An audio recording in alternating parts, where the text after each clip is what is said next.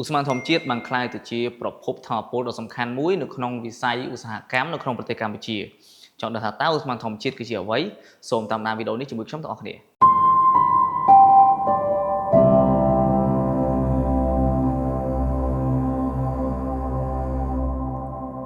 ឧស្ម័នធម្មជាតិគឺជា fossil ឥន្ធនៈដែលបានកកើតឡើងចេញពីសាកសពរុក្ខជាតិសាកសពសត្វដែលបានងាប់ចូលទៅក្រោមដីរយៈពេលរាប់លានឆ្នាំ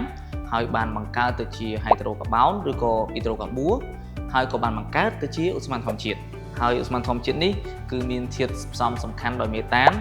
ដែលភាគច្រើនគឺយើងយកឧស្ម័នធម្មជាតិទៅប្រើសម្រាប់ធ្វើការចម្អិនអាហារប្រើសម្រាប់ផលិតថាមពលកម្ដៅសម្រាប់រោងចក្រសហគ្រាសយើងអាចប្រើទៅជាឥន្ធនៈសម្រាប់យានយន្តហើយជាពិសេសគឺយើងអាចប្រើប្រាស់សម្រាប់ផលិតថាមពលអគ្គិសនីហើយដោយសារតែឧស្ម័នធម្មជាតិនេះផ្សំឡើងសំខាន់ដោយមេតានទើបធ្វើឲ្យឧស្ម័នធម្មជាតិបានក្លាយទៅជា fossil ឥន្ធនៈដែលមានចំហេះស្អាតជាង fossil ឥន្ធនៈដទៃដូចជាជុំថ្មប្រេងខ្មៅឬក៏ LPG ជាដើម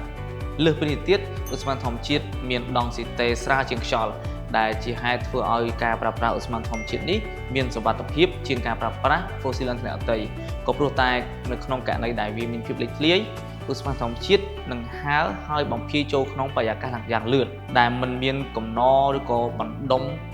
ដល់កម្រិតមួយដែលអាចបង្កជាហានិភ័យកើតឡើងនោះទេហើយបច្ចុប្បន្ននេះនៅក្នុងប្រទេសកម្ពុជារបស់យើងគឺមានរោងចក្រសហគ្រាសមួយចំនួនដែលគាត់កំពុងតែប្រើប្រាស់ឧស្ម័នធម្មជាតិធ្វើជាប្រភពថាមពលកម្ដៅដ៏សំខាន់នៅក្នុងខ្សែសង្វាក់ផលិតកម្មរបស់ពួកគាត់ដែលមានដូចជារោងចក្រផលិតសម្បកបងភេសជ្ជៈ